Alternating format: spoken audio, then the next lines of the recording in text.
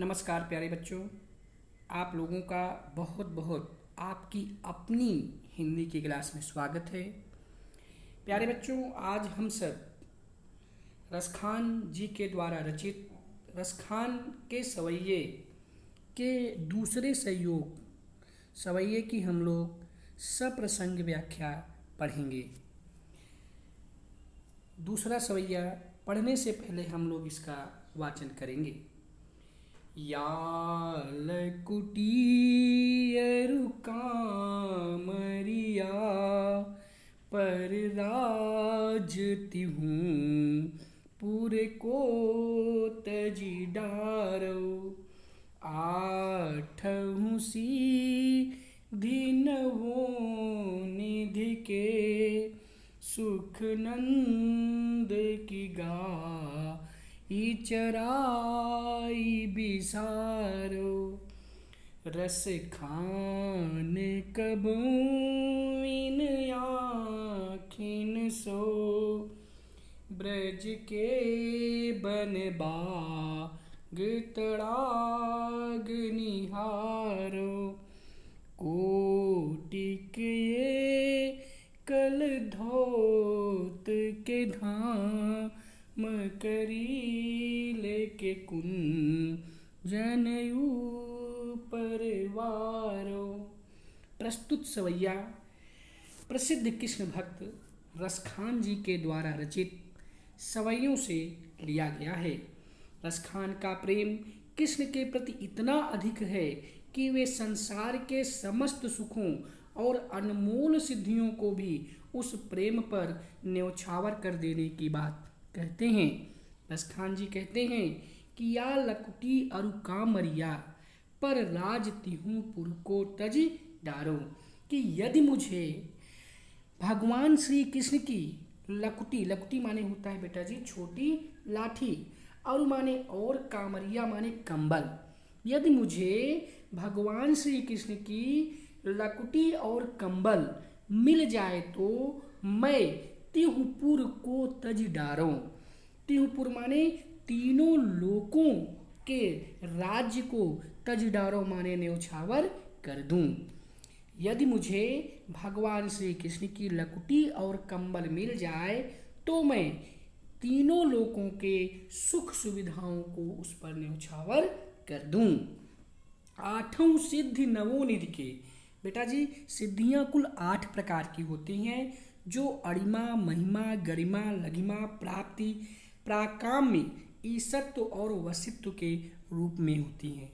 इसी तरह से 9 निधि भी होता है। निधि माने होता है खजाना। तो 9 निधियाँ जो है होती हैं। आपने सुना होगा हनुमान जी की जो है हनुमान चालीसा में कि अष्ट सिद्ध नवनिधि के दाता असवर दीन जानकी माता, यानी सीता मैया की खोज में जब हनुमान जी गए थे और पहली बार उन्होंने भगवान श्री राम के समाचार को सीता मैया को दिया था तो उन्होंने हनुमान जी को आशीर्वाद दिया था कि अष्ट सिद्धि नवनिधि के दाता असवर दीन जानकी माता। तो 9 निधियाँ कौन कौन सी हैं? पद्म, महापद्म, नील, मुकुंद, नंद, मकर, कश्यप, शंख और खर्व। तो 8 सिद्धि नवोनिधि के सुख नंद की गाय चराए बिसारों। यदि मुझे नंद बाबा की गाय को चराने का अवसर मिल जाए तो मैं 8 सिद्धियों और 9 निधियों से प्राप्त होने वाले सभी सुखों को मैं भूल जाऊं। रस खान कबों इन आखिन सो ब्रज के बन बाग तड़ाग निहारो। रसखान जी कहते हैं कि यदि मैं कभी अपनी इन आँखों से ब्रज के वन, बाग और ताड़ाग अर्थात तालाब को एक बार देख लूं, जिस ब्रज के वन, बाग और तालाब के किनारे भगवान श्री कृष्ण अपनी संपूर्ण रास लीलाएं करते थे, यदि मैं अपनी इन आँखों से एक बार ब्रज के वन, बाग और ताड़ाग को अर्थात तालाब को देख लूं तो मैं करील के कुंजों के ऊपर, करील वृक्ष के कुंजों के ऊपर, कलधौत माने होता है सोने के बने हुए धाम माने भवन, कितने भवन?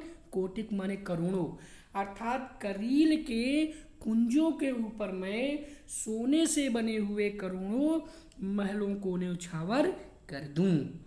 या लकुटी अरु कामरिया पर राज तिहूं पुर को तज डारो। रसखान जी कहते हैं कि यदि मुझे भगवान श्री कृष्ण की लकुटी और कम्बल मिल जाए तो मैं तीनों लोकों का राज्य भी न्यौछावर कर दूं।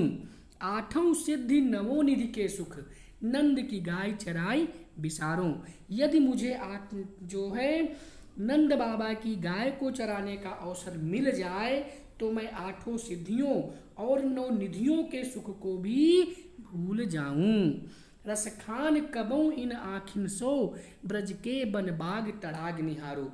रसखान जी कहते हैं कि यदि केवल एक बार भी इन आँखों से मैं ब्रज के वन बाग तड़ाग निहारो, ब्रजमंडल के वन बाग को देख पाऊं तो मैं करील के कुंजन के ऊपर अर्थात करील के कुंजों पर कल धौत माने कोटिक कल एकल धौत करोड़ों सोने से बने हुए भवनों को न्यौछावर कर दूं। यहाँ कवि ने कृष्ण के प्रति अपनी अनन्य भक्ति को प्रदर्शित किया है। कवि कृष्ण के प्रेम को पाने के लिए संसार के सभी सुखों को त्यागने को तैयार है।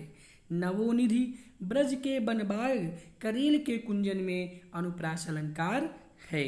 इस तरह से प्यारे बच्चों हम लोगों ने रसखान जी के द्वारा रचित इनके द्वितीय सवैये का सप्रसंग हम लोगों ने व्याख्या का अध्ययन किया। आज के लिए बस इतना ही। जय भारत, जय हिंदी, धन्यवाद।